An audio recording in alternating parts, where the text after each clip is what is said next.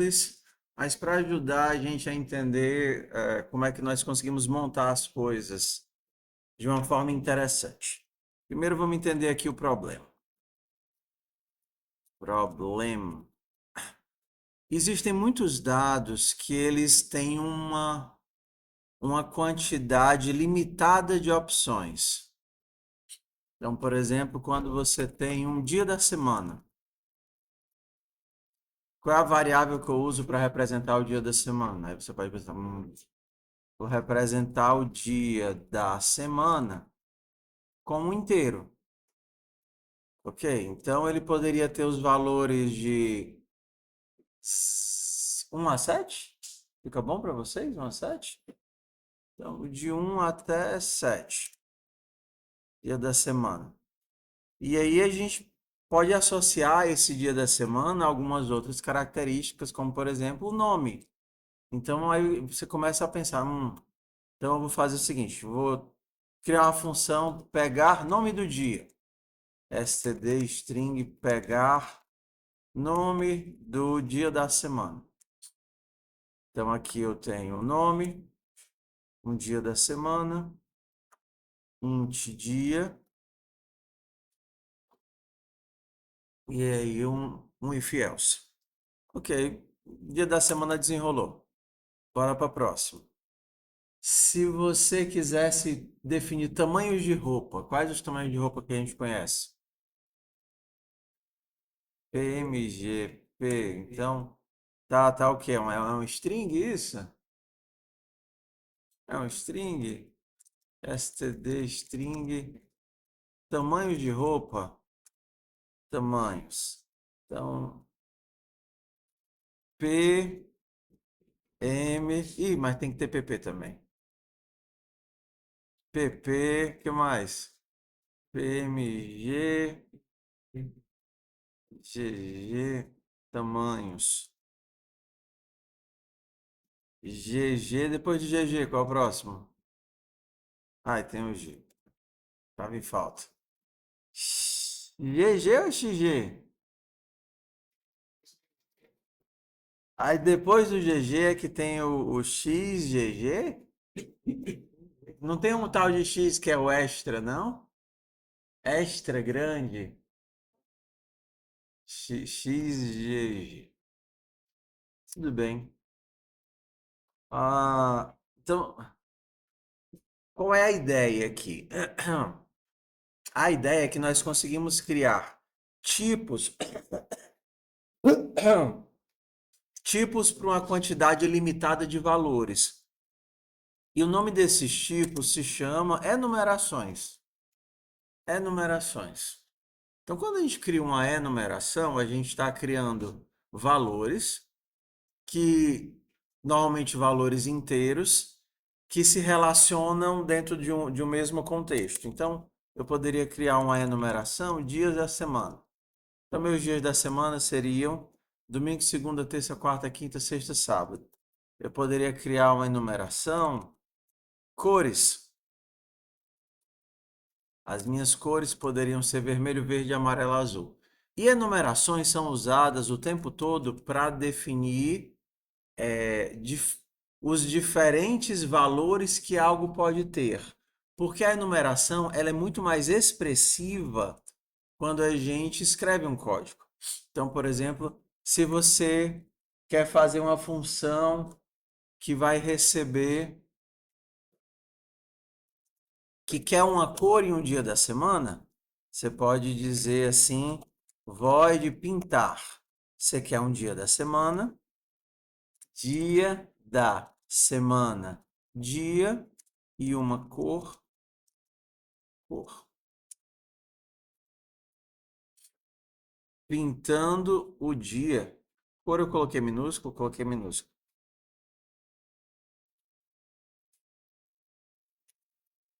Cor. Pintando o dia de cor. Então, a primeira vantagem que nós temos é a descrição dos valores que aquilo dali recebe, que aquilo dali pode receber. Então, quando a gente tem essa construção, a gente sabe que dia da semana obrigatoriamente tem essas opções. e que cor, obrigatoriamente, só tem essas opções. Então, primeira vantagem, a gente tem a capacidade descritiva. Segundo, nós temos um processo de validação, porque você sabe que o dia da semana obrigatoriamente é uma dessas 7 opções. Você não precisa testar qualquer valor de inteiro, ele só pode ser uma dessas 7 opções, tá? Quais são as limitações que nós temos? Em Java, enumerações elas são classes com instanciações limitadas ou instanciações pré-definidas. Só que na maior parte das outras linguagens, enumerações são só inteiros, são só números. E nós nem precisaríamos desses números aqui. Ele vai fazer a atribuição em sequência. Então aqui eu teria vermelho padrão 0, verde 1, azul 2. Então, se vocês forem lidar com qualquer biblioteca, vocês vão ver que quase tudo que é de opção nela são enumerações. Códigos de erro são enumerações, valores de teclas são enumerações, porque as enumerações representam esse estado finito de opções. Aí aqui aí a gente cai aqui numa situação. Ué, e aí para isso que a gente vai utilizar o agora para entender esse padrãozinho. Ué, eu queria que isso daqui tivesse mais informações associadas. Por exemplo, na atividade da moeda, do porquinho, eu tenho um valor, uma enumeração chamado moeda. As minhas moedas, as moedinhas que eu coloco no porquinho, elas podem ter diferentes valores. E aí a gente poderia criar. Qual é a primeira moeda que a gente tem? Moeda de 1 centavo. Existe moeda de 1 centavo ainda? Acho que é de 5, né? Então eu vou chamar ela de C5. 5 centavos, 10 centavos, 25 centavos e R$ 1. Aqui, ó. Nossas moedinhas. Se você quisesse associar outras informações com essa moeda, aí você precisaria criar outros métodos vinculados a ela, como por exemplo, void não, float pegar valor. Pegar valor recebe uma moeda e retorna o valor em centavos.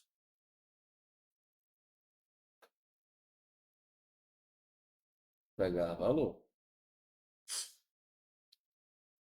Pegar nome. std string pegar nome. Recebe uma moeda e retorna o nome da moeda. Oi.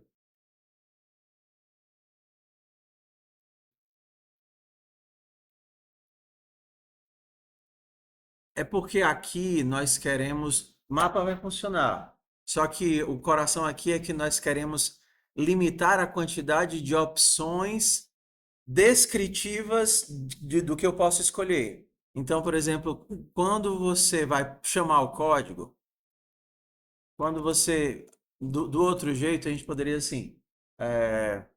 Int main.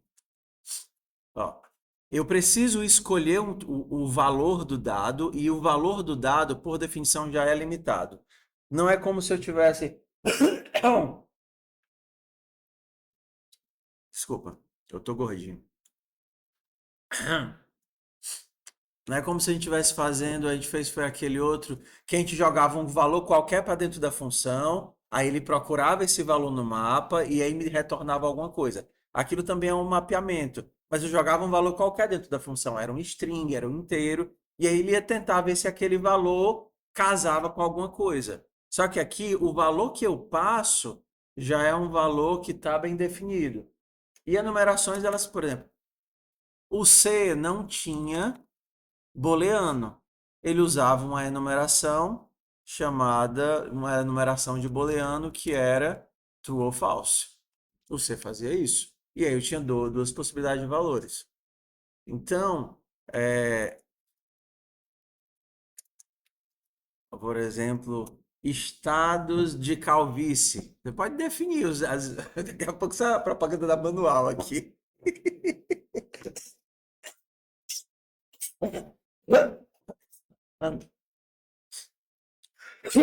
Porque principalmente quando você pensa em booleanos, é difícil passar parâmetro. Como é que você vai? Você está definindo lá os animais, e aí dentro da tua classe animal, você quer definir uma variável para definir qual é o sexo do animal. Class animal. Que tipo de valor é isso? É, é um, é um string? É muito ruim a gente definir as coisas como string, porque mas você definiu maiúsculo, definiu maiúsculo e depois a pessoa passa minúsculo. Então, assim, definir como string é muito ruim. Quando você tem opções assim, melhor é criar uma enumeração, porque deixa o valor das coisas que eu passo descritivo. Então, vamos lá. Vamos brincar agora de orientação a objeto. Tá vendo aqui esse pegar nome e esse pegar valor? Eles são métodos que estão separados da minha moeda. Nosso objetivo é pensar em alguma coisa para juntar esses elementos. Então, vamos aprender aqui novos recursos. Não existe nada de errado em fazer isso, tá? Você está fazendo código procedural, ele está ótimo, funciona, está perfeito, não tem problema nenhum. A gente vai trabalhar ideias. Então, eu vou fazer a minha moeda orientada a objeto. O que é que a minha moeda poderia ter de informação? Copilot está dizendo que ela poderia ter um nome, poderia ter um valor, poderia ter um tamanho, é, int, tamanho em milímetros, né? Tem as moedinhas pequenininhas, tem as moedinhas maiores. O que mais que minha moedinha podia ter? Acho que por enquanto, né? Ela tem um nome, ela tem um valor e ela tem um tamanho. Por enquanto, isso daqui é uma classe normal. Uma classe normal. Posso ter um construtor para minha moeda, que recebe um nome, um valor e um tamanho. E aí aqui eu fiz as atribuições de nome, valor e tamanho. Qual palha está atrapalhando? Vocês querem que eu tire ele ou não? Tá não, né? Então, eu poderia, como toda classe O, vou fazer o seguinte. Colocar aqui public. E eu poderia ter métodos associados à moeda. Sei lá, um int, get tamanho, int, get float, get valor, get nome. Posso ter um método toString aqui da minha moeda, std,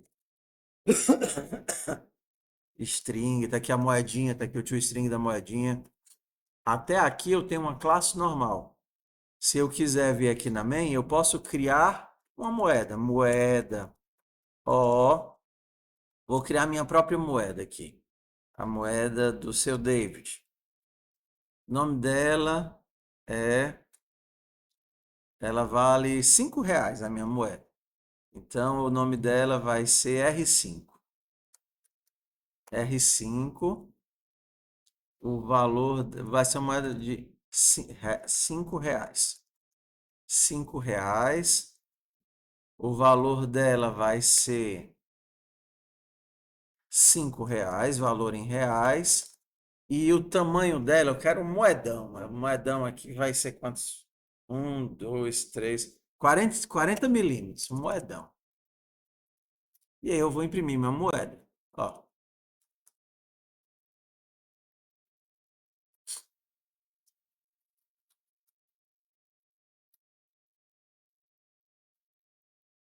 tenho alguns. Ó, ele está reclamando algumas coisas aqui. Cadê? Quando eu tenho uma função e a minha função não tem valor default, ele vai reclamar dizendo que tem casos onde não tem valor default. A gente deveria ter um método default aqui, mas tudo bem. Um retorno default. Bom, aqui, ó. Buffet, R$ 5. Moeda, toString. Deixa aí. Só que isso é realista? Eu posso ter qualquer valor de moeda? Não. Eu posso ter uma quantidade limitada desses objetos. E aí que entra a ideia. Então, como é que a gente vai controlar isso? A gente vai controlar isso da seguinte forma. Número 1, a gente vai esconder o construtor. Tá vendo aí o construtor? O construtor agora não é mais público. O construtor foi para privado. Quando algo é privado, ele só pode ser utilizado onde? Dentro da própria classe. Hum, então agora eu tenho uma moeda que eu não consigo construir de forma da classe. Então a gente vai construir ela a partir de dentro da classe. Dentro da classe, eu já vou definir quais os valores de moeda que eu aceito. Então eu vou ter moeda de 5 centavos, uma moeda de 10 centavos, uma moeda de 50 centavos e uma moeda de R$ 1. Vou chamar isso aqui de C100. Vocês já ouviram falar de atributos estáticos? A gente já mostrou alguma vez na vida atributos estáticos? Static é uma palavra meia cretina em C, porque ela representa três coisas diferentes. Quando você está trabalhando com uma variável global, int variável. Quando você Então, quando essa variável está dentro de uma biblioteca, dentro de um ponto H, ela consegue escapulir da biblioteca. Ela é visível em todas as bibliotecas, essa variável. Quando você dá um import, essa variável ela acaba sendo enxergada em todo o código, depois daquele include. Uma forma de prender essa variável. Muitas vezes em C a gente usa variáveis como buffers, como área temporária, como um monte de coisa. Então, se você não quer que sua variável escapula do teu ponto H para interferir em outros locais, você coloca ela como static. Então, static em uma variável global força ela a permanecer dentro do escopo do módulo. Esse é o primeiro uso da palavra static. Segundo uso é quando a gente tem um método int soma, int value. Então, static int contador, contador mais value mais um mais contador. Então, primeiro tipo de static é esse daqui. Static int variável de global de módulo.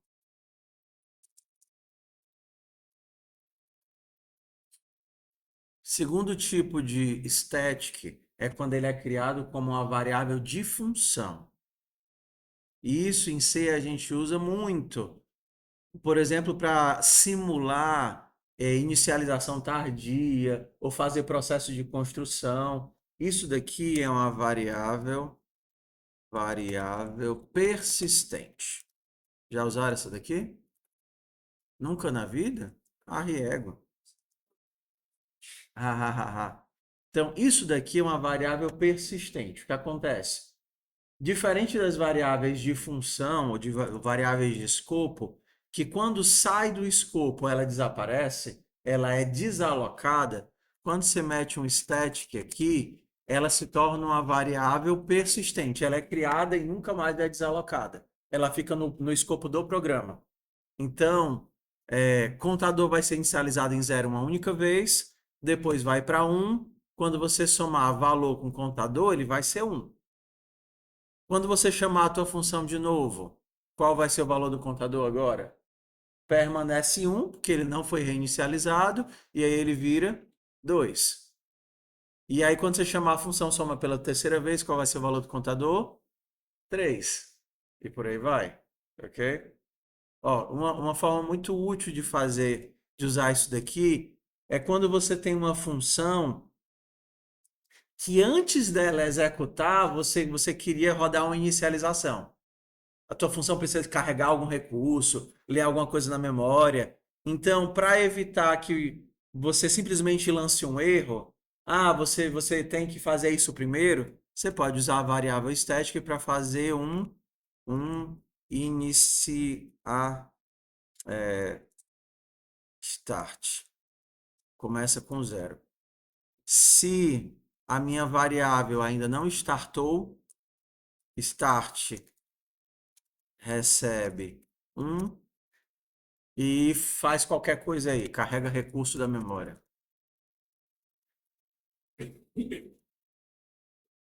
Por exemplo.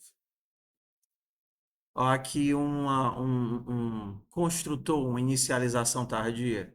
Você chama a tua função, aí ele verifica. Ei, eu já inicializei ou não? Não, eu ainda não inicializei.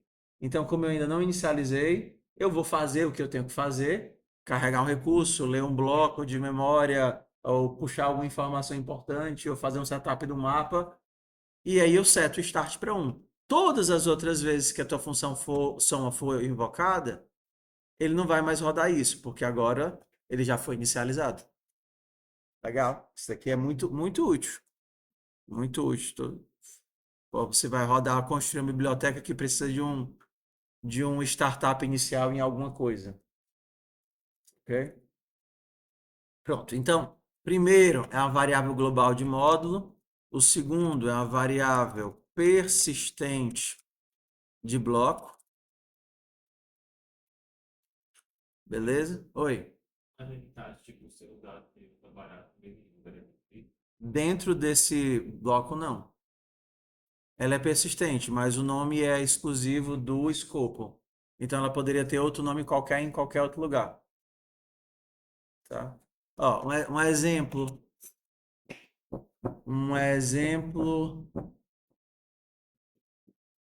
de como eles fazem para resolver o problema de você tentar pegar um endereço de memória que não existe.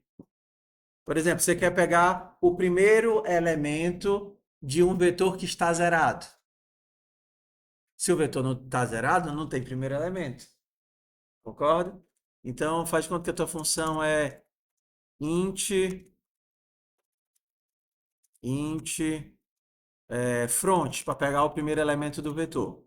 Só que você verificou que o teu vetor está zerado, mas você ainda precisa retornar uma referência. Como é que você retorna uma referência para um canto que não existe? Aí você tem que jogar esse negócio para algum local. Então, o que normalmente a gente faz? A gente cria uma variável, uma dummy, né? Uma variável dummy, e aí retorna ela. Só que se eu fizer isso, eu vou estar retornando um bloco de memória que vai ser desalocado.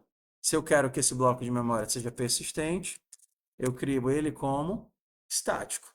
E aí eu deixo na descrição do método, é responsabilidade do programador verificar que existe algo antes dele tentar acessar isso daqui. Porque senão, não é uma falha de projeto, é uma feature.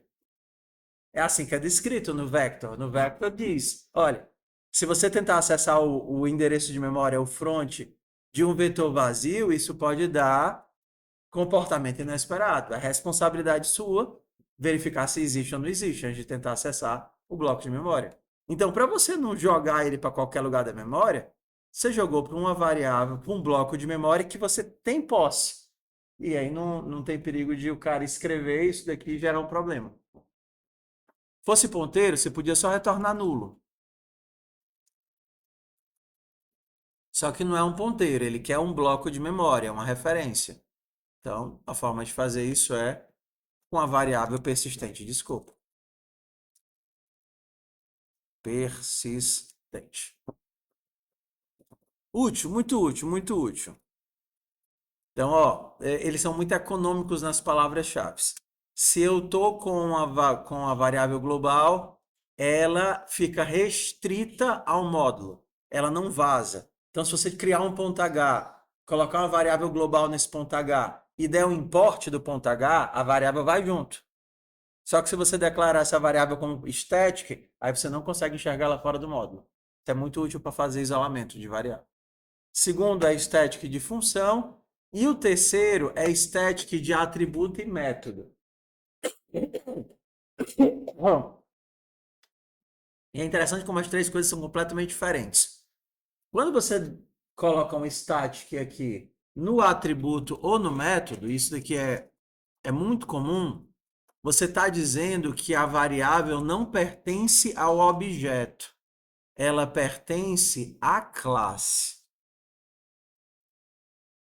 A variável não pertence ao objeto, pertence à classe. Deixa eu pegar um exemplo aqui bem simples. Classe pessoa. Então, vou criar um método aqui, idade, criei o construtor, papapá. Pronto, beleza. Será que eu posso transformar o getNome numa variável estática? Não, porque o nome é uma característica do objeto. O objeto precisa ser criado para esse cara ter um nome. Se antes do objeto ser criado, esse nome aqui ele não foi preenchido, ele não pode ser manipulado. Então, isso aqui não pode ser estático. Aí vamos fazer um método aqui chamado contar letras, que recebe um... Ah, eu tenho um exemplo legal. Vou fazer com pessoa, não. Vou fazer com senha. Pronto, senha. Oi. Não, não. Vou fazer um exemplo legal, senha. E aí vocês vão entender um pouquinho melhor de como é que, para que servem as variáveis estáticas. Classe senha. A minha senha vai ter um string, password, beleza. E um método validar. Então, bora lá. Eu crio a minha senha. E aí eu tenho um método validar que verifica se o que a pessoa digitou é igual à senha. Só isso. Tá? Então, como é que isso aqui funcionaria? Funcionaria assim. Vou criar aqui uma senha. Senha 1234. E aí eu poderia colocar senha, ponto, validar 1234. Não vou fazer get, não vou fazer set, né? Venha não. Sentiu, como é o nome daquele carinha do professor Raimundo que fazia? Venha! É da época de vocês não, vocês nem sabem o que eu tô falando, né? Galeão com bica.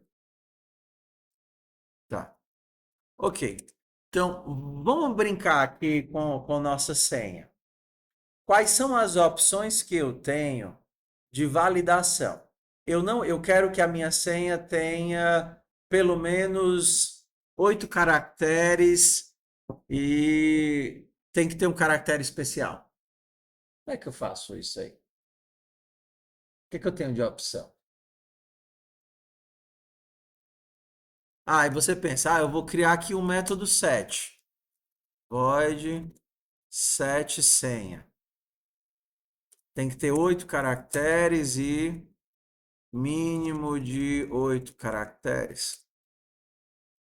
E um número. Vai, Copilot.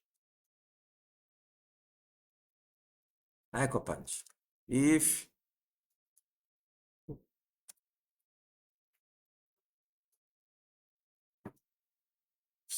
Tá. O que ele está tentando. O que ele sugeriu aqui? Primeira ideia foi usar um throw. Porque o throw garante que se a pessoa tentou fazer errado, ele dispara e ele não concretiza. Ah, beleza. Tá aqui. Ele fez um método aqui que faz a minha validação. Agora, pergunto. Esse método aqui, ele está interagindo com o atributo password, sim ou não? Do jeito que ele foi construído? Não. Ele nem está dando set, né? Se eu fizesse isso, se eu não tenho número, e aí depois desse ponto password, recebe novo password. Agora eu fiz a validação. Se eu não tenho, se é muito curto, eu disparei uma exceção. Se não tem número, eu disparei outra exceção. E no final eu faço a atribuição. Ele está acessando o atributo, correto? Está acessando. Se eu quiser mudar o meu método, eu poderia transformar ele num booleano. Booleano é válido. Quero saber se minha senha é válida. Então agora eu não vou disparar exceções. Se for menor do que 8, eu retorno falso. Se tenho um número, eu retorno Se não tem número, eu retorno falso. Se não, eu retorno true. A lógica ainda está no escopo da senha, só que agora a lógica não interage com os atributos da senha. A lógica faz uma validação e me retorna verdadeiro ou falso. Ok?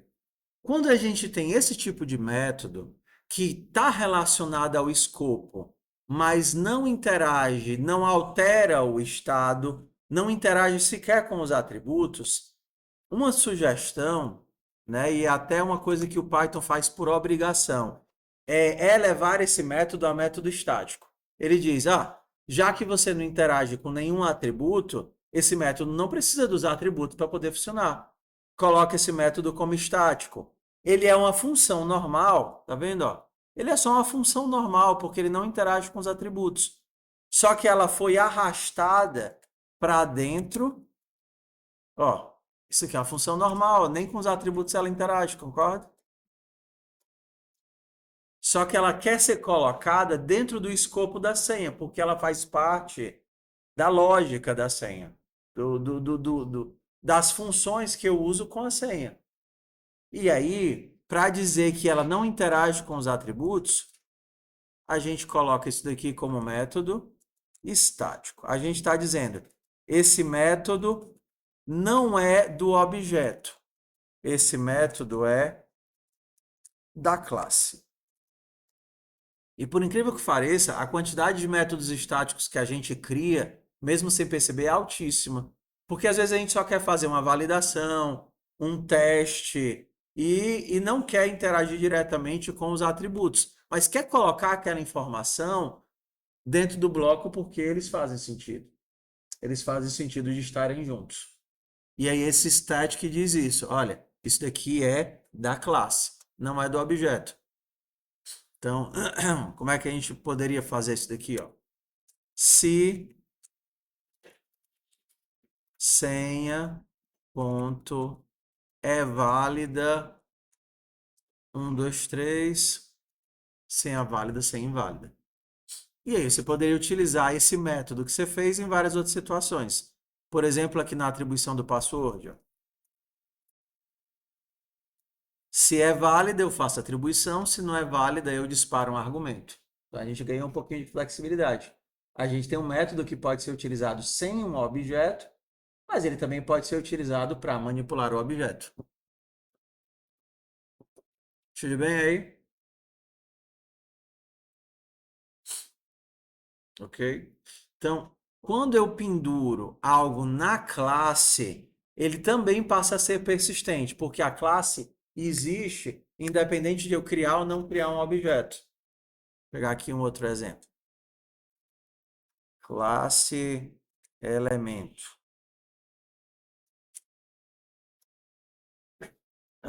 Static int contador. E aí a gente vai ter aqui uma primeira mudança. Ó. Isso daqui é uma das coisas mais feias que eu acho do C++, mas é assim que ele funciona. Quando você cria um método estático, ele precisa ser inicializado fora da classe. Dentro da classe, um atributo. Dentro da classe você diz que ele existe, mas fora da classe que você inicializa ele. Então pronto, aqui ó. Isso daqui é como se fosse uma variável global, tá vendo? Só que ela está presa dentro do escopo da classe. Para acessar essa variável, você tem que acessá-la pelo escopo da classe. Feitos todas essas apresentações, como é que a gente resolve o problema da nossa moeda? Feita todas essas apresentações, a gente vai resolver a nossa moedinha assim. Eu tenho uma classe moeda, só que eu não quero que as moedas sejam criadas de qualquer valor. Eu quero já definir de antemão quais as moedas que existem, tá vendo?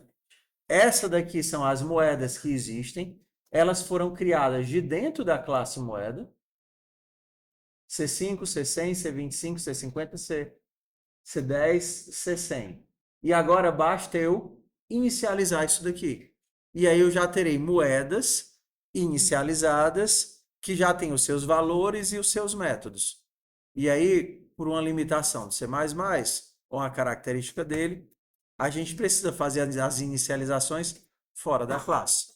Primeira moeda que tem a moeda de 5 centavos, depois é de 10 centavos, depois é de 25, depois é 50.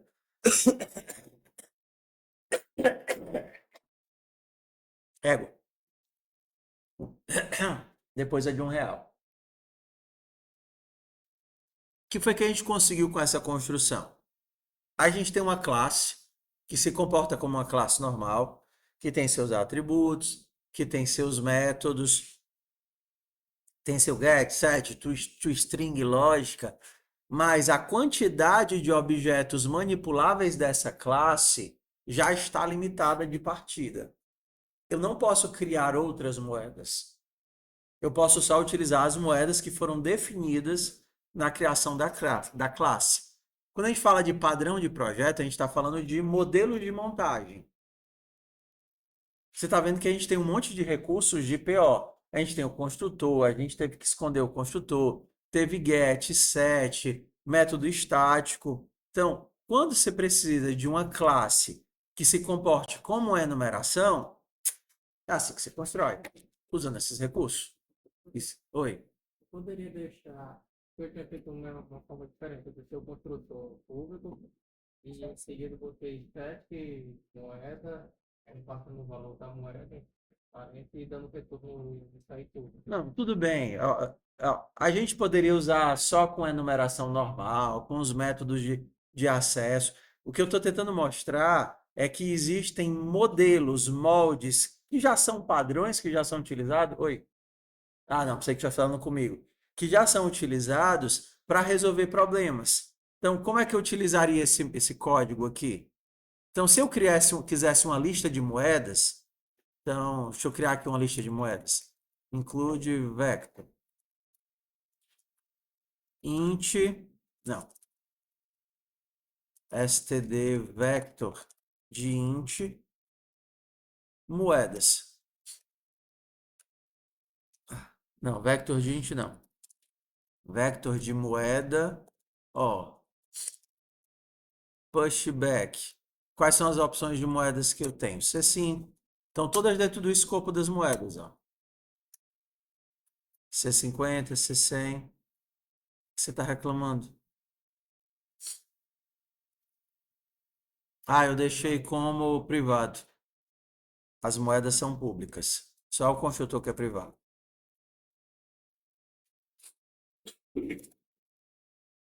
E vou mandar mostrar minhas moedinhas. Tem os objetos eles se comportam como se fossem enumerações, ó, estão dentro do escopo da classe e eu posso imprimir os nossos objetos. Posso dar get, posso dar set. Ah, não estou usando isso daqui.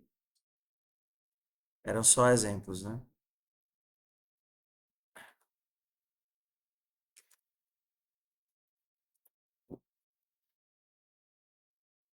Então, são classes normais, só que limitadas desde a definição por quais valores elas podem assumir.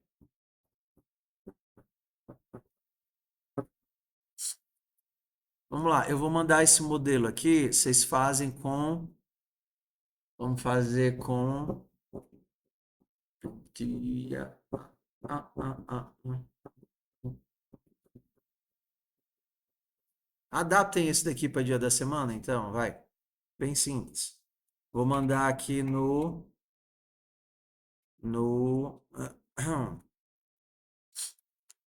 Launchpad. Moedas.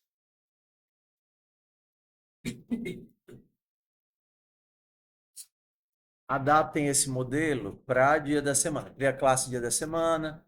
Dia da semana tem um nome. Você pode colocar lá um método para perguntar se é feriado ou não é feriado. É horário de trabalho ou não é horário de trabalho. É dia de trabalho ou não é dia de trabalho. Esqueci minha água. Vou pegar.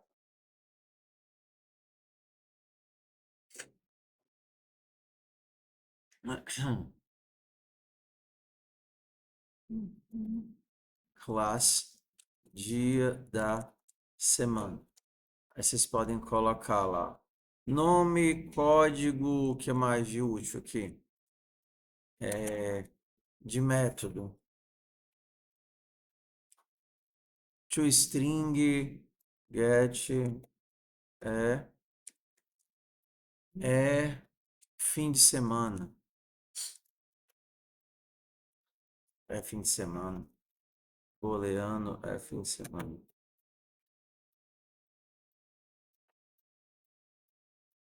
pegar minha água. Ó, sugiro que vocês escrevam com a mãozinha de vocês, tá? Ao invés de usar a Copilot ou Equivalence.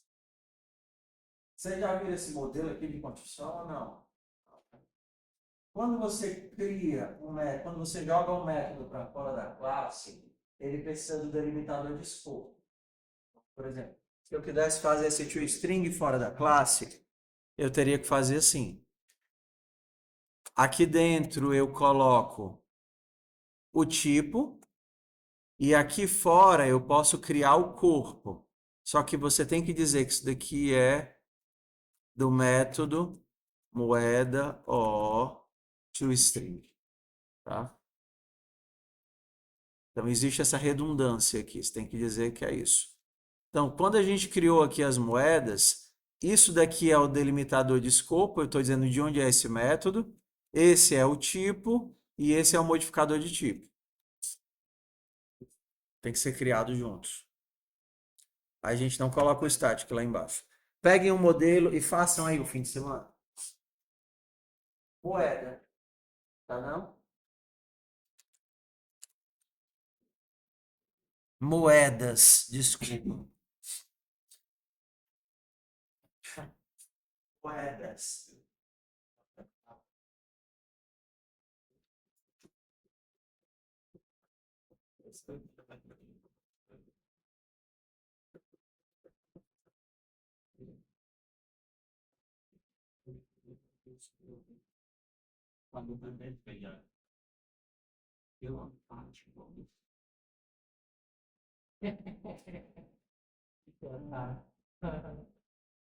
Agora estava cá. Nem a gente fazendo prova no professor.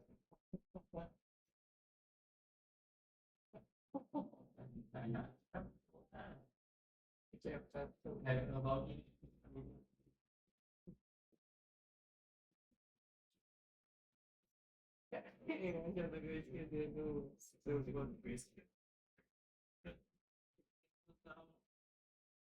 E hoje faz que foi esquecer do voltei a abrir do dois foi do manhã inteiro.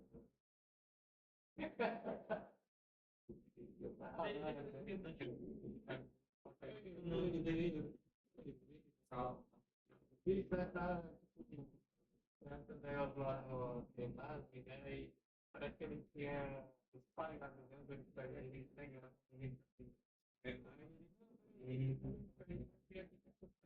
e todo mundo ao redor dele, na hora que ele abriu a frente, ele girou, mas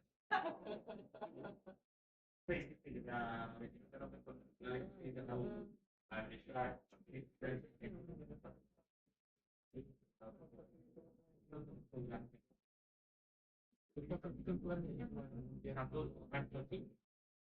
Aku pernah tulisan dari selalu dan bercerita.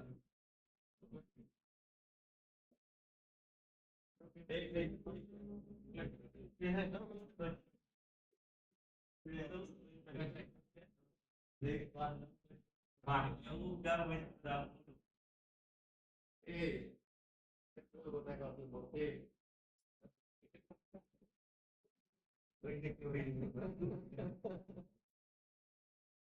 Mandar o vai contra o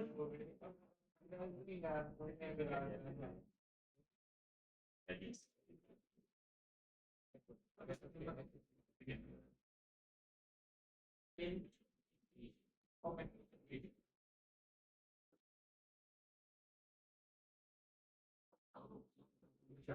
Itu tapi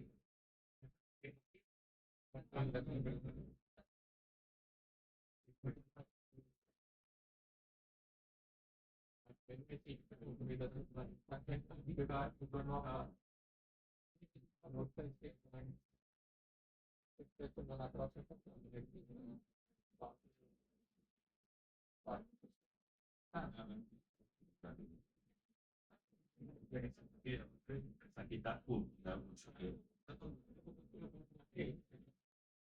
Aí, tipo, alguém fala agora que agora consegue gravar às vezes tá tudo. Deixa vai impedir.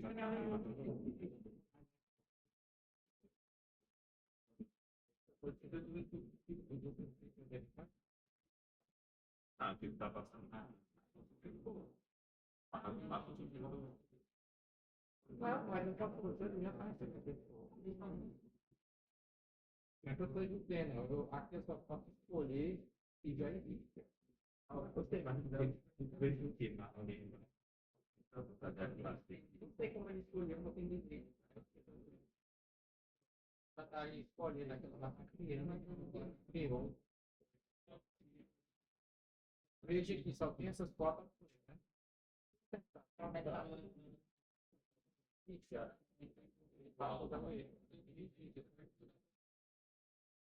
tu vai ver.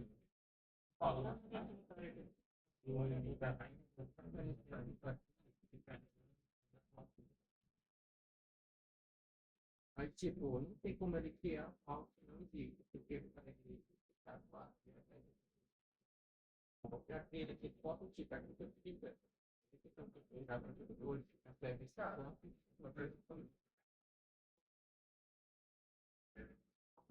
Agora eu estou tirando eu já posso vou tentar ter a ver se tirar da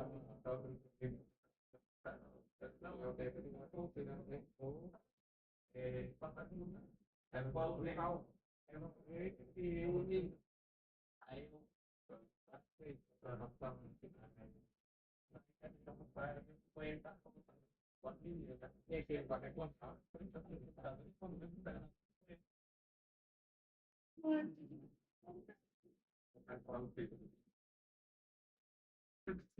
vai continuar pensando.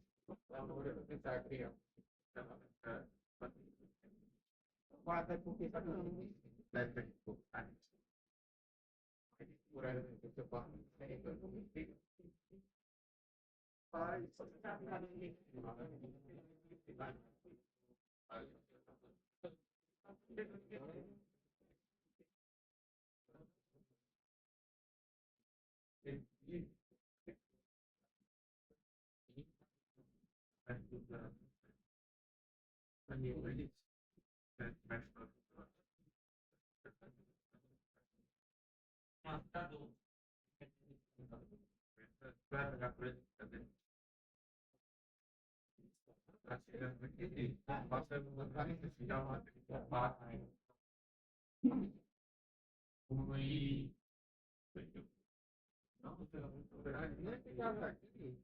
quando eu tenho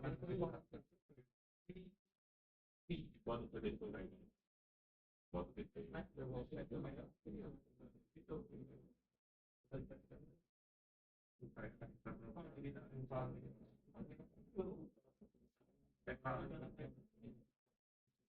não vai cuidar porque nossa, PH. Eu consigo fluxo, você tem que pegar Não passou por tudo. exatamente porque eu Não, foi virar do contrato privado. Só da agora sim. Peraí. virar isso aqui. E também não está acordado. Também. Sabe o que deu certo? Vai referenciando por primeira classe, então, essa classe como eu cria na digera, mais de todo mundo, dessa forma, Como é que foi? esse problema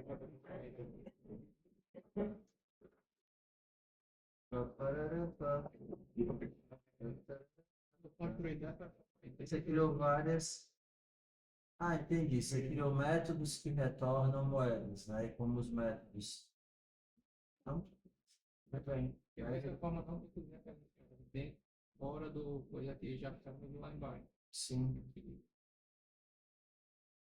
Sim, ficou bom. Você usou como método. Funciona.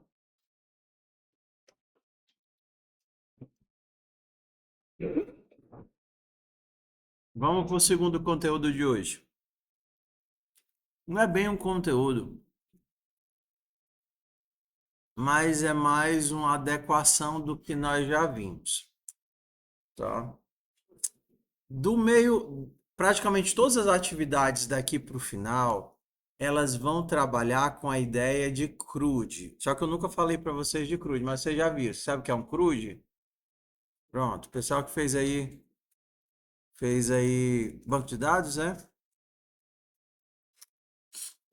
Só que fez um banco de dados sabe o que é. Então, se a gente for olhar as atividades ou as operações que a gente realiza, o tempo todo nós teremos repositórios que guardam coisas. Então, pode ser um telefone que guarda, um contato que guarda telefones, uma agenda que guarda contatos, um pet shop que guarda pets. E aí eu vou ficar fazendo o tempo todo essas operações de criar, ler, atualizar e deletar. Tá? Isso daí vem lá do banco de dados. Então, essas operações elas podem ser feitas em lista ou em vetor ou em mapas, em qualquer coisa, desde que você entenda o que é que você está fazendo, o que é que você está projetando ali. Então, vamos fazer um aqui bem simples, que é a atividade da agenda. Por incrível que pareça, o pessoal nunca viu falar de um label de telefone. Disseram que não é da geração deles. Aí eu mandei todo mundo abrir o telefone para ver o que é que tinha lá.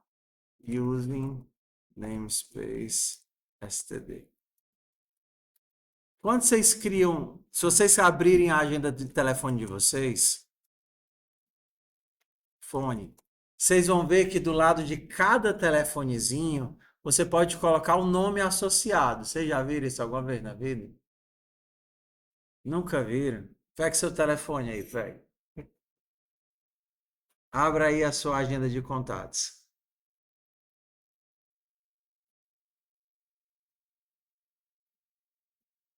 Aí você abre uma pessoa qualquer. Você está vendo que do lado do telefone tem um rótulo, ou do lado do campo tem um rótulo, e você pode alterar esse rótulo.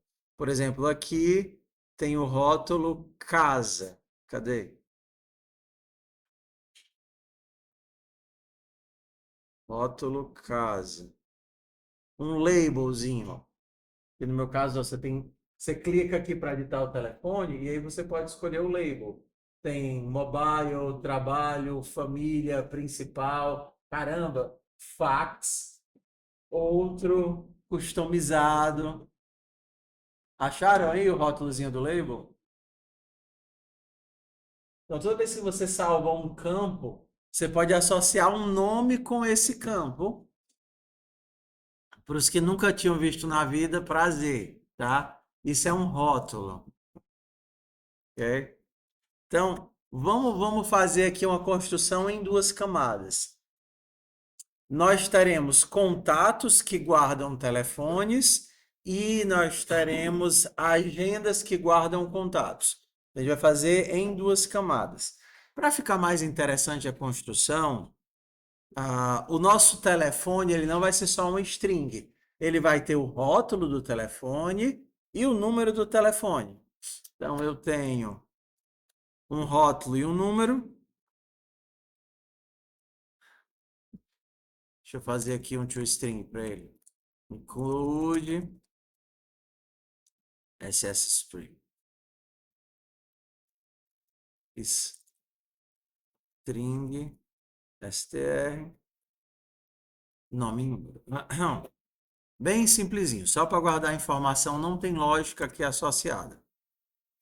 Meu telefone tem um nome e um número e pronto. É uma dummy class, é uma classe só para guardar dados. Ok. Vamos agora para o nosso primeiro repositório. O contato tem os telefones. Você vê que não faz sentido a gente pensar em ponteiro aqui, porque o contato, o telefone ele não é compartilhado entre contatos, ele é um valor que está lá no contato. E aí nós precisamos aqui da primeira decisão. Eu posso fazer o meu telefone como um vetor ou eu posso fazer o meu telefone como um mapa. Map.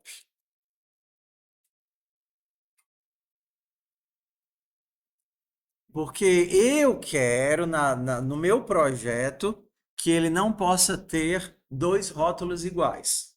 Lembra? Quando a gente pensa em mapas, a gente precisa de chaves. Às vezes, as coisas têm chaves e às vezes não têm chaves por projeto.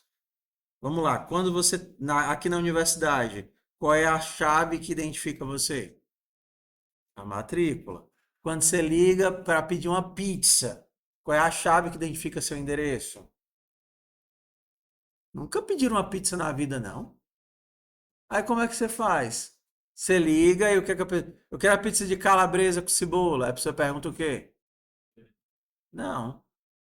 Aqui em Quixadá é assim? Vale, que interessante. Pois lá, praticamente Fortaleza, todos os locais, eles têm um cadastro que está vinculado ao número de telefone. Vale, que interessante. Aqui é tudo manual ainda, é? Interessante. Então, qualquer padariazinha, qualquer padaria, por menor que seja lá, padaria não, né? Pizzaria, já usa um sistemazinho que ela cadastra o teu telefone e vinculado a esse telefone, ela vai cadastrando os endereços.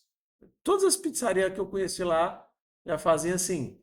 Então, ao invés dela pedir o teu CPF para saber para onde é que ela vai mandar a pizza, ela pergunta teu telefone, qual é o teu telefone? Ou então, quando você pede via WhatsApp, ela já vê lá o número de telefone, aí ela deixa lá 2, 3 cadastros. E acho que quase todos os aplicativos hoje que a gente instala, se não tiverem vinculados ao SSO da Google ou do Facebook, eles vão utilizar como identificador o número de telefone. Não é assim, não?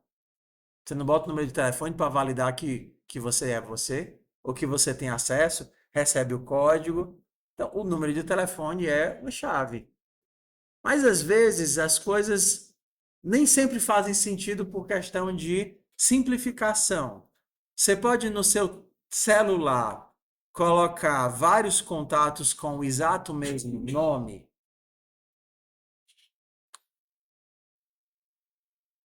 Manuel, você pode ter 15 contatos com o nome de Manuel? Pode.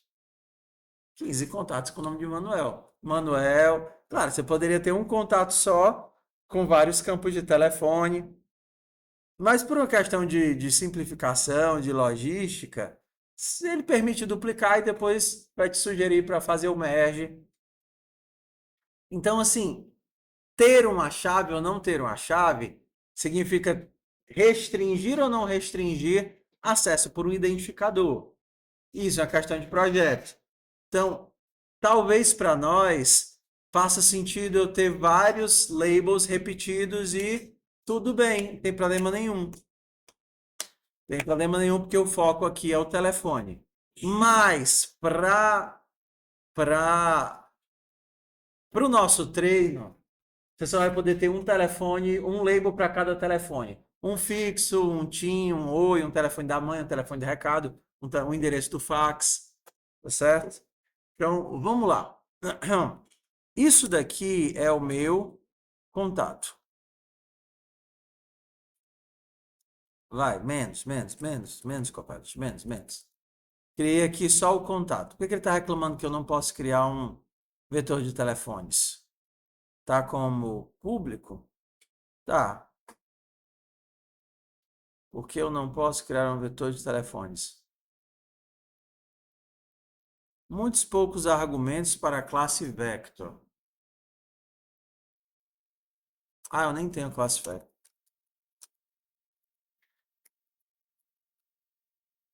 Nem eu tenho a classe vector.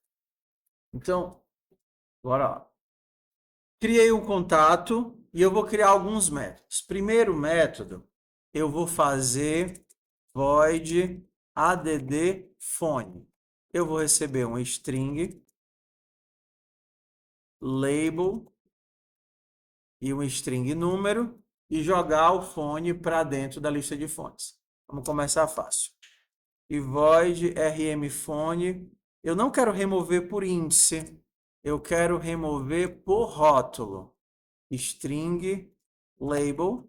E aí eu tenho que sair caçando cadê esse fone e apagar ele manualmente. Então pronto. Adicionar telefone e remover telefone. Vamos fazer um void update fone. Seja bem-vindo.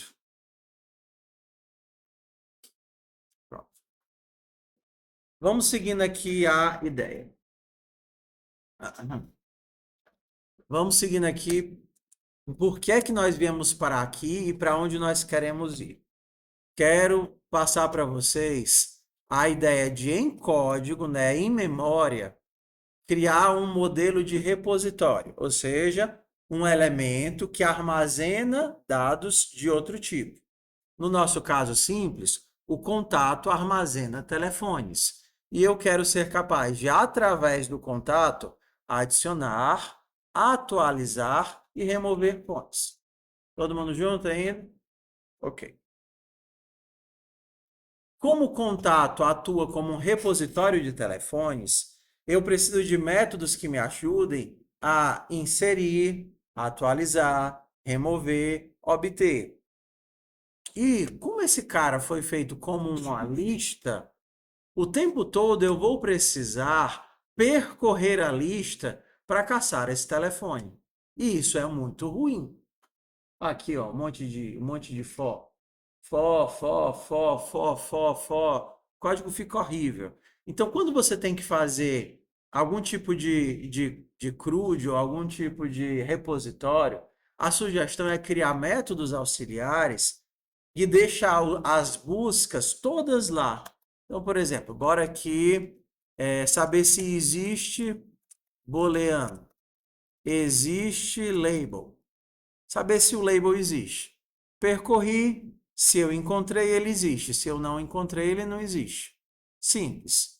Então, na hora de adicionar o telefone, se eu não quero que o telefone fique duplicado, eu posso usar meu método que eu criei. Se já existe um telefone da mãe, eu não vou deixar você adicionar. Poderia atualizar, ou então se já existe, ó que legal, ao invés de adicionar um novo, eu atualizo. This seta update phone label. Se não, eu adiciono um novo telefone. Estou tentando adicionar um fone, só que já existe o rótulo da mãe. Ao invés de adicionar, eu altero. Se não, eu adiciono. A mesma coisa aqui, ó. O update, ele procura um elemento e aí, encontrando esse elemento, ele altera. Vou criar um método só para buscar fone, get fone. Olha que legal. Saio procurando, se eu encontrar o telefone, eu retorno. Se não, Aí eu disparo uma exceção. O que que esse método me garante? Usando as exceções, que ou ele funciona, ou ele vai disparar uma exceção e eu posso resolver o problema em outro local. E aí, olha como o nosso método update fica fácil. Para atualizar o telefone, basta eu obter o telefone e alterar o número. Aqui não dá porque eu não tenho o método set, né? Deixa eu tirar o número do privado.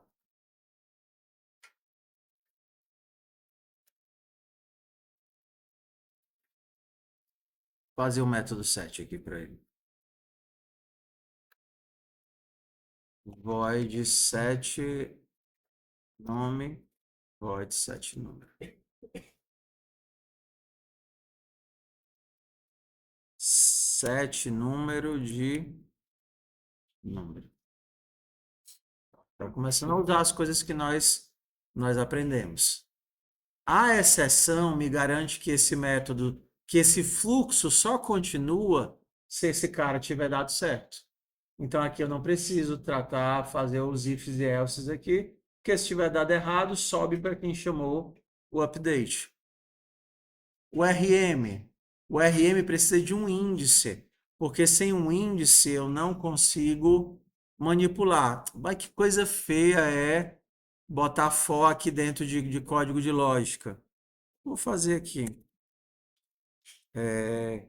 Int get phone index. Aí eu posso retornar -1, posso disparar uma exceção, pode fazer qualquer coisa. Eu quero avisar que não foi encontrado. Pegar o índice do fone. Então, para remover, olha como a vida ficou legal. Fones.erase fones.begin mais índice. Porque eu sei que se o índice não existir, ele vai disparar a exceção e a exceção sobe até ser mostrada lá na tela ou ser tratada.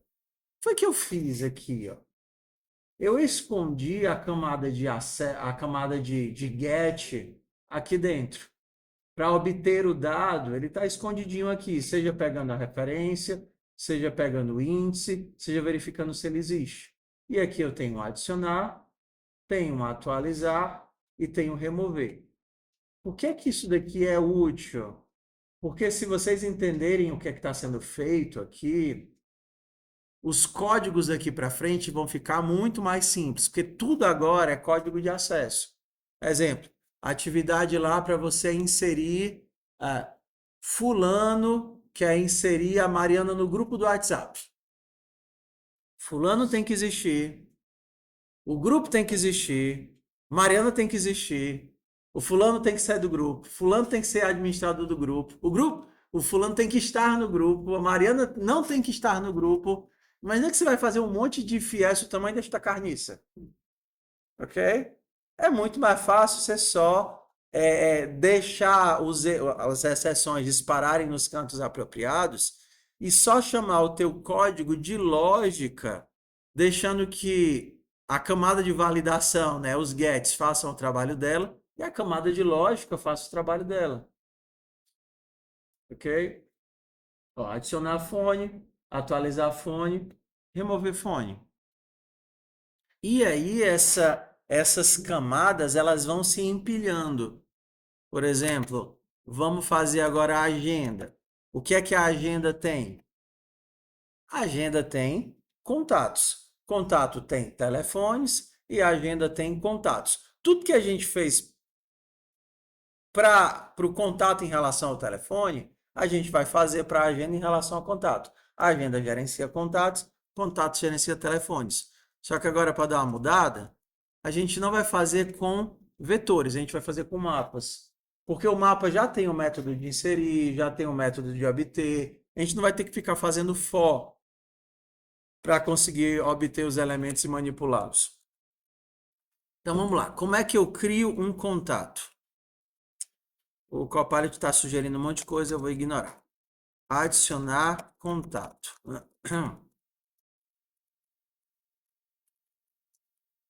Como eu quero que o nome do contato seja uma chave, eu preciso verificar se esse contato existe ou não existe. Vou fazer esse código todinho aqui, um monte de else? Não. Vamos fazer um teste aqui. Booleano, existe contato com esse nome. E aí ele já sugeriu que eu usasse o próprio find do mapa. Não preciso fazer busca por for, porque o mapa já verifica se a chave existe ou não existe. Então, se não existe o contato, eu crio o meu contato. Daqui o contato está criado. Se não, o contato já existe. Beleza, temos um contato. Bora remover o contato. Remover um contato. Void. Ó, o mapa ajudando de novo. O mapa já tem um método erase que faz o teste, que tenta remover para mim. E o erase, ele já me devolveria informações, se eu quisesse mais informações, né? Ó, o erase não é como no vector, que eu preciso do interador. O erase recebe a chave.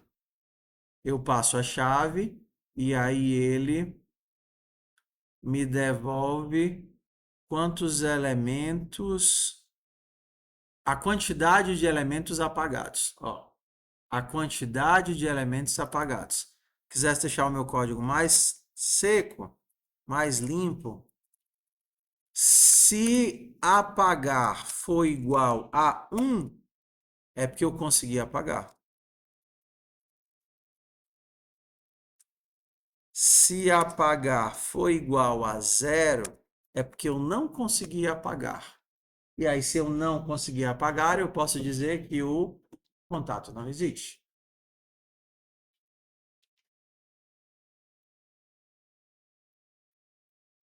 É por isso que a gente aprendeu mapas. É porque a gente não. É feioso, né? Que você tem que achar o índice. Vamos fazer aqui um adicionar telefone. Void add phone. Eu vou receber um nome, um label e um número para o telefone. Vocês percebam que, diferente dos outros métodos do começo do semestre, que a gente sempre recebia os ponteiros ou os elementos inicializados, aqui a gente está trabalhando com dados, porque aqui tudo é composição. Os dados são importantes, não os objetos. Os objetos aqui eles não estão compartilhados. Daqui a pouco a gente vai ver um caso de compartilhamento que a gente vai ter que lidar com esse tipo de compartilhamento. Mas por enquanto aqui é simples, ó. Adicionar um telefone, eu vou ter que achar o contato e adicionar o telefone. Só que para achar o contato é fácil, porque eu consigo acessar por índice. Então, ó, contato com esse nome, eu chamo o método adicionar telefone. E se o contato não existe, eu disparo a exceção. Então, os métodos eles acabam ficando limpos. Então, se você está fazendo o código e o código está muito tenebroso, talvez você olhe e pensar, como é que eu melhoro isso daqui, crio uma exceção, faço um método get ou algo do tipo. Tá? Vamos fazer, ó, esse daqui, ó, esse daqui podia virar um método get. Contato, get contato. O que é que ele faz? Se não existe, dispara a exceção. Se existe, ele retorna o contato. Então aqui não preciso nem do teste. Basta eu pegar o contato, get contato nome e adicionar o fone. Veja que a validação de se o contato existe ou não existe, ele ficou aqui dentro. Ó. Se o contato não existe, ele dispara a exceção. Se existe, ele retorna o contato. Se retorna o contato, meu código só segue a lógica. Vamos aproveitar que a gente ainda tem um tempinho legal e vamos falar sobre redundância. Que aí semana que vem eu já começo com herança. Tem muitas funcionalidades, tem muitas coisas, situações que você, para resolver, cria complexidade. Você não simplifica, você cria complexidade. Um exemplo bem simples. Como é que você cria favoritar aqui? O que é uma lista de favoritos?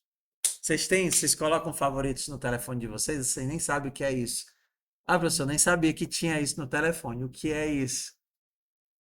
O que são favoritos? Hã? Como é que você favorita na agenda? Estrelinha lá. Ah, na estrelinha, boa. Você vai lá e, puf, mete o dedinho na estrelinha. E o que é que favoritar faz de forma prática?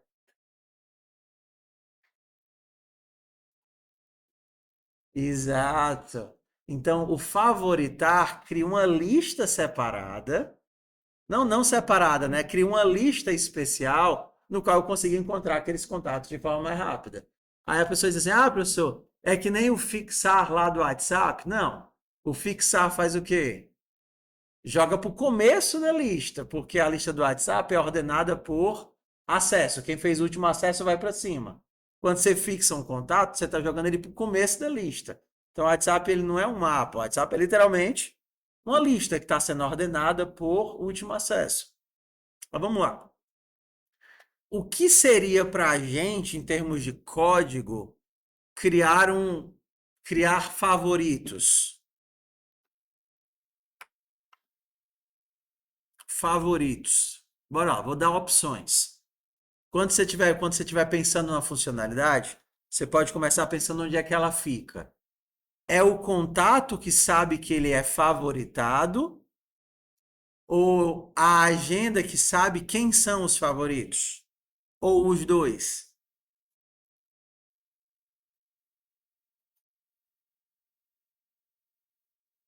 Tem resposta errada não. Estou perguntando o que é que faz mais sentido na sua cabeça. Se você fosse procurar onde é que está o código dos favoritos, você procuraria no contato para ver se tem um booleano lá, é favoritado ou não é favoritado? Ou você procuraria na agenda um campo favoritar, desfavoritar, pegar lista de favoritos? Onde é que você vai procurar essa informação?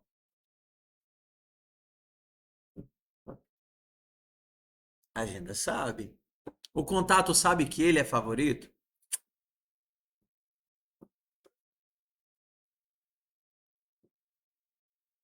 Sabe ou não sabe? Quando você abre o contato, a estrelinha dele está brilhante ou não está brilhante? Mas vamos lá. Onde é que eu quero chegar nisso? Quando você adiciona essa camada a mais, você cria níveis de redundância.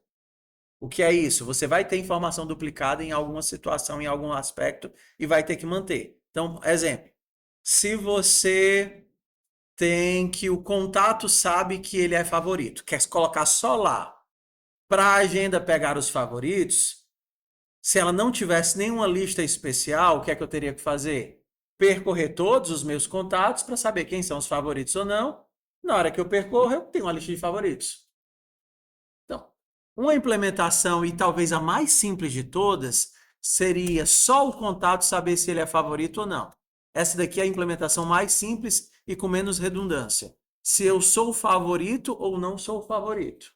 Vamos olhar aqui. Então, para o contato, eu teria um favoritar e um void desfavoritar e talvez um booleano é favoritado. Ok, ó, essa daqui é a implementação mais simples de todas. Estou colocando a informação no contato. Então, se eu quisesse favoritar na minha agenda, void favoritar, olha como é trivial aqui. Favoritar é pegar o contato e favoritar, porque a informação está guardada onde? Dentro do contato. Se eu quisesse pegar os favoritos, vector de contato, pegar favoritos, bastava passar. Vector é contato mesmo, não? Vector, contato em português. Cara, tem gente que odeia ficar misturando português e inglês, e eu odeio. Quando eu menos percebo, eu já fiz. Ó, pegar favoritos aqui é trivial. Percorro a lista. Se o cara é favoritado, eu retorno essa lista com o cara. Pode desfavoritar. Pego e desfavorito. Está implementado já. Está implementado. Qual seria a possível desvantagem dessa implementação aqui? Tenho que percorrer todo mundo.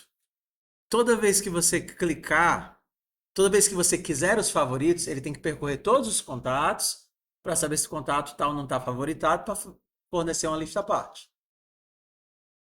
Concorda? E talvez isso seja ruim.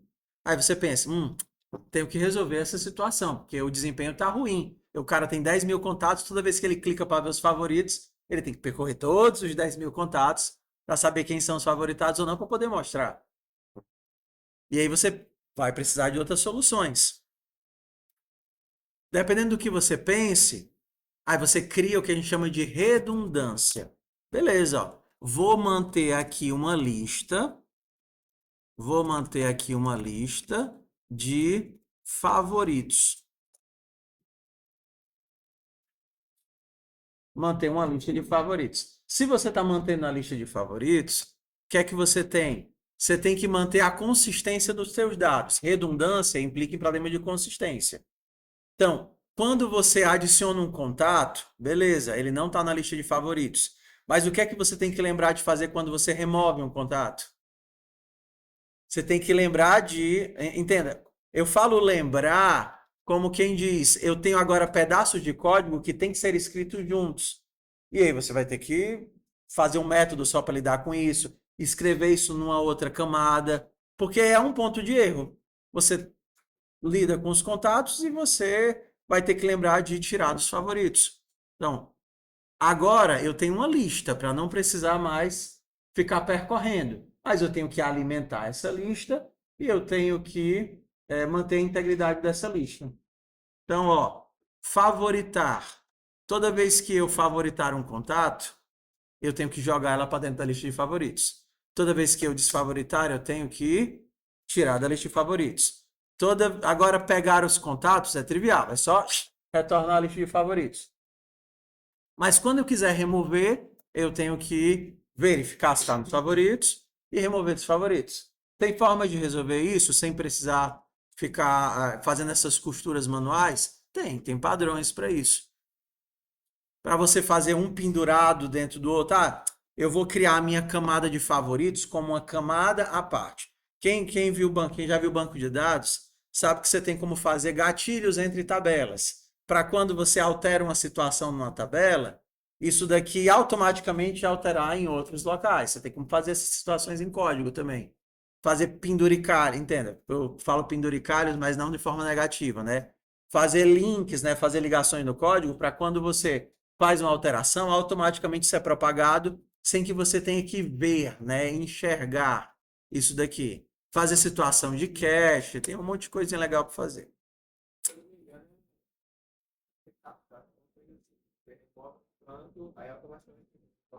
Aí ele sai, né? A gente chama de triggers, né? Gatilhos para poder manter a consistência dos elementos.